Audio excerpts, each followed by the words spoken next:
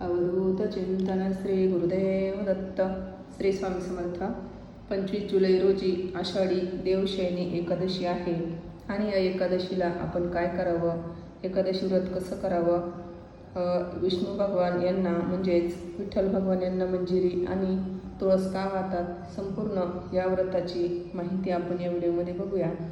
चला तर व्हिडिओला सुरुवात करूया. आषाढी एकादशी म्हटलं की डोळ्यासमोर येते ती पंढरीची वारी. वर्षभरातील 24 एकादशींमध्ये या एकादशीचे एक विशेष महत्त्व आहे. या दिवशीच्या व्रतात सर्व देवतांचे तत्व एकवटलेले असते. आषाढी एकादशी या व्रतामागील इतिहास आणि तिचे महत्त्व आपण जाणून घेणार आहोत. चला तर व्हिडिओला सुरुवात करूया. एकादशी व्रताचा इतिहास बघूया आपण. पूर्वी देव आणि दानव यांच्यामध्ये युद्ध पेटले. कुंभदैत्याचा पुत्र मृदुमान्य याने तप करून शंकराकडून अमरपद मिळवले. त्यामुळे तो ब्रह्मदेव, विष्णू आणि शिव अशा सर्व देवतांना अजिंक्य झाला. त्याच्या भयाने देव त्रिकूट पर्वतावर धात्री वृक्षातळे एका गुहेत दडून बसले. त्यांना त्या आषाढी एकादशीला उपवास करावा लागला. पर्जन्याच्या धारेत स्नान घडले. अकस्मात त्यांच्या सर्वांच्या श्वासापासून एक शक्ती उत्पन्न झाली. त्या शक्तीने गुहेच्या दाराशी टपून बसलेल्या मृत्युमान्य दैत्याला ठार मारले. ही जी शक्ती देवी तीच म्हणजे एकादशी देवता आहे. आता या एकादशी देवतेचं म्हणजेच या व्रताचं महत्त्व आपण बघूया. आषाढी एकादशी व्रतात सर्व देवतांचे तेज एकवटलेले असते. कामिका एकादशी ही मनोकामना पूर्ण करणारी एकादशी आहे आणि पुत्रदायी एकादशी आहे. आता या एकादशीची व्रत करण्याची पद्धत आपण बघूया. आदल्या दिवशी दशमीला एक भुक्त राहायचे. एकादशीला प्रातःस्नान करायचे. तुळशी वाहून विष्णूपूजन करायचे. विष्णू भगवान यांचा अभिषेक करायचा. त्यांना धूप दीप पंचोपचार पूजा करून नैवेद्य दाखवून त्यांची आरती करायची. संपूर्ण दिवस तुम्ही विष्णू भगवान यांचं नामस्मरण करू शकता. दिवसभर म्हणजे घरामध्ये तुम्ही अभंग वगैरे कीर्तन नामस्मरण अशी सेवा करू शकता. जे काही भागवत ग्रंथ आहे तो वाचू शकता, तो ऐकू शकता, भागवत कथा ऐकू शकता.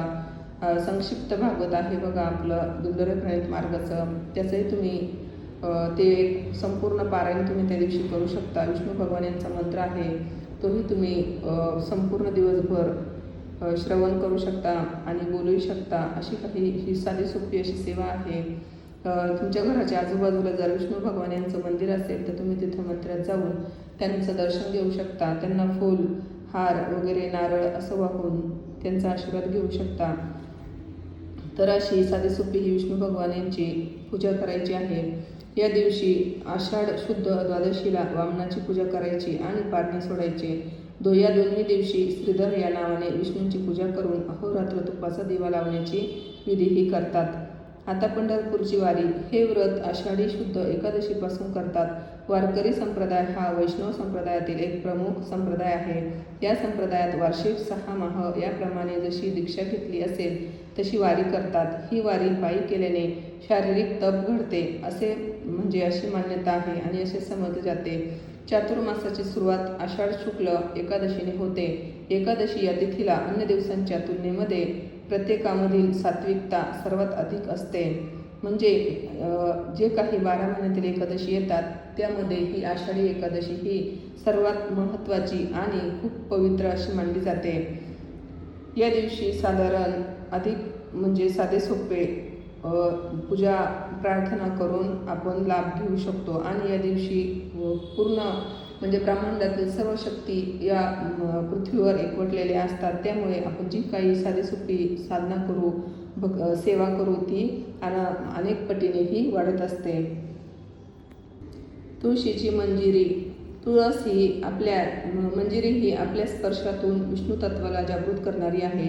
तुळशीत श्रीकृष्ण तत्व असल्याने तिच्या मंजिरीतून उधळल्या जाणाऱ्या चैतन्याच्या प्रभावामुळे श्री विठ्ठलाच्या मूर्तीतील श्रीकृष्ण तत्व जागृत होते आणि भक्तांचा भाव वाढेल तसे त्याचे विष्णू तत्वात रूपांतर होऊन भक्ताला निर्गुण स्वरूप चैतन्याची अनुभूती येते.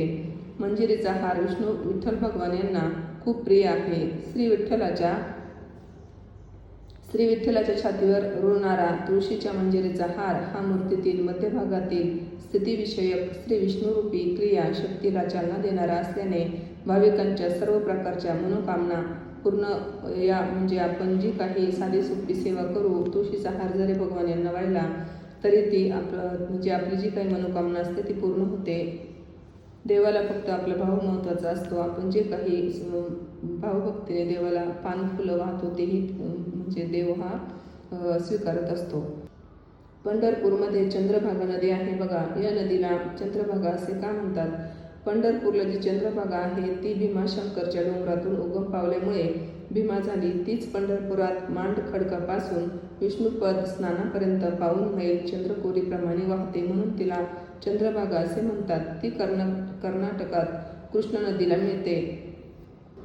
पांडुरंग या नावाचे वैशिष्ट्य म्हणजे श्री विठ्ठल हा श्रीकृष्णांचा अवतार आहे. त्यामुळे दह्यादुधाने माखल्या गेलेल्या रूपातच श्रीकृष्णाने श्री विठ्ठलाचे रूप धारण केले. त्यामुळे शास्त्रात व पुराणात पांडुरंगाचा रंग सावळा सांगितलेला असला तरी अभिषेकाने तो पांढरा झाल्याने श्री विठ्ठलाला पांडुरंग असे म्हणतात. श्री विठ्ठलाला तुळस वाहण्याची वेगळी वैशिष्ट्ये. तुळस ही श्री लक्ष्मीचे प्रतीक आहे व लक्ष्मी ही श्री विष्णूंची पत्नी असल्यामुळे श्री विठ्ठल हा श्री विष्णूंचे रूप आहे. ती तुळशीच्या माध्यमातून श्रीहरिचरणी राहते. भक्तांच्या हाकेला लगेच ओ देणारी देवता म्हणजे श्री विठ्ठल भक्तांच्या हाकेला धावून जाणारे देव आहेत. म्हणून वारकरी संप्रदाय जो काही ही वारी करतो त्यांना म्हणजे माहीतच असेल की वारीचा सोहळा कसा असतो आणि प्रत्येकाने ही वारी ही अवश्य जीवनात एकदा तरी आषाढी वारी ही करावी. या दिवशी बघा साधी सोपी ही अशी पूजा करायची आहे.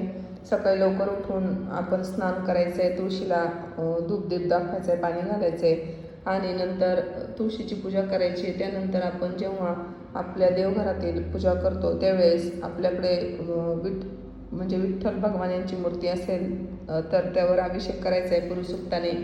नसेल तर आपल्याकडे बाळकृष्णाची मूर्ती असते त्यावर पुरुषसूक्ताने अभिषेक करून पंचोपचार पूजा करायची आहे आणि आरती करायची, नैवेद्य दाखवायचा आहे आणि दिवसभरामध्ये तुम्ही नामस्मरणाची सेवा ही करू शकता. अशी साधी सोपी ही सेवा या दिवशी आषाढी एकादशीच्या दिवशी करायची आहे. तर चला तर या व्हिडिओमध्ये एवढंच. नंतर भेटूया अशाच एका नवीन व्हिडिओसह. तोपर्यंत तुम्हाला श्री स्वामी समर्थ.